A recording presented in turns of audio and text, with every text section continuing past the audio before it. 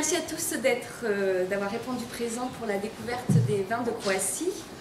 Il y a pas mal de vins à vous faire découvrir, donc si vous voulez bien, on va commencer par une petite présentation d'abord du pays, les différentes régions viticoles. J'ai commencé il y a 13 ou 14 ans avec cette carte-là. J'y tiens pour ça parce qu'elle m'a beaucoup aidé. Comme je pense que vous pouvez voir, elle est en français, donc elle était destinée effectivement pour les marchés français. J'ai un accent un peu, donc si vous ne comprenez pas, il suffit de poser la question. Je vais essayer de trouver des façons d'expliquer si vous ne comprenez pas directement. Donc, Croatie, c'est une belle pays et une très grande destination touristique. Elle était jusqu'au 90 dans les ex-Yougoslavie. Et je pense que vous devez savoir qu'effectivement il y a une séparation, malheureusement pas amiable. Il y a eu une guerre qui, même aujourd'hui, ça chauffe encore un petit peu. Mais pour les Croates, c'est derrière les dos. Et donc, à partir de cette fin de guerre, les vignobles ont commencé à se développer. La Croatie, elle est tout petit pays, à peine légèrement plus grand qu'Aquitaine. Vous voyez, elle a à peine 56 500 km².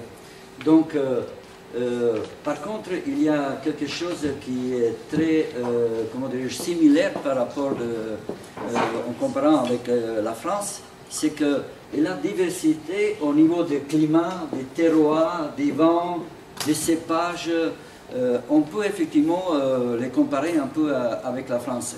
Mais en petit, ça veut dire que, vous voyez, imaginez donc Bandol, Bordeaux, Nantes, Vallée du Rhône, Bourgogne et Alsace, en petit, sur une petite surface de 56 500 km². La côte, elle est très présente, beaucoup plus longue que la côte française, parce qu'il y a les surfaces des îles, 1165 îles, dont à peine 35 habitées. Donc c'est une très belle destination. Alors, au niveau des vignobles, la Croatie, elle a commencé à faire les vins 16e siècle avant Jésus-Christ. Je pense que vous devez savoir que le berceau de vignoble se trouve ici en Géorgie. Ils ont déjà fait 8000 vintage. 8000. Et après, donc, les vins, les gens ils sont bougés dans l'Europe. Ça a commencé à arriver dans la Mésopotamie jusqu'à la Grèce. Et ce sont les Grecs qui sont montés vers les îles. Et les premières traces de vin, on trouve sur les îles Korčula et Vis. Donc, c'était 2500 ans avant Jésus-Christ. Ils ont trouvé les monnaies, et de monnaies qui est présentée d'un côté les grappes et de l'autre côté des amphores.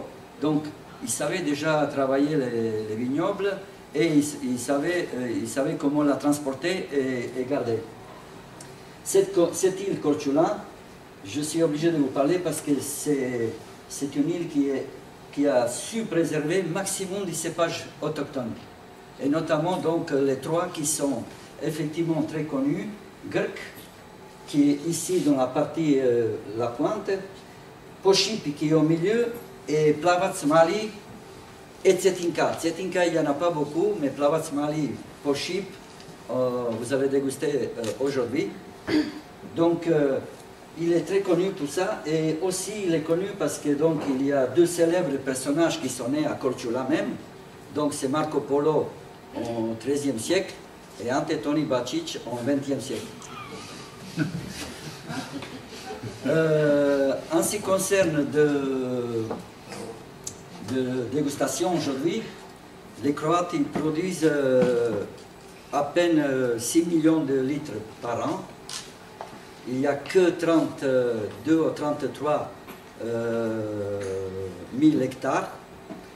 la moitié, la passion des Croates pour les vins, c'est tellement important, c'est que la moitié de cette production, elle est consommée à la maison. Donc, les grands vignobles, il n'y en a pas, c'est petits vignobles. Dernières 20 ans, ça s'est effectivement ça a bien grandi, mais c'est souvent donc, même mes grands-parents, ils étaient vignerons, ils avaient à peine 2 hectares ou 3 hectares, mais ils vivaient en vendant les vins et les huiles d'olive et la pêche le soir. Toutes les cépages aujourd'hui, c'est que des monocépages, c'est que des cépages autochtones, où effectivement on peut les trouver un peu dans les pays voisinants, mais comme les terroirs, ça y joue beaucoup, c'est devenu complètement autochtone dans cette partie comment dirais-je, de l'Europe. Donc laissez-vous voyager et, comment dirais-je, apprécier les cépages qui sont effectivement très très rares. Ça pousse uniquement là-bas, nulle part ailleurs. Voilà.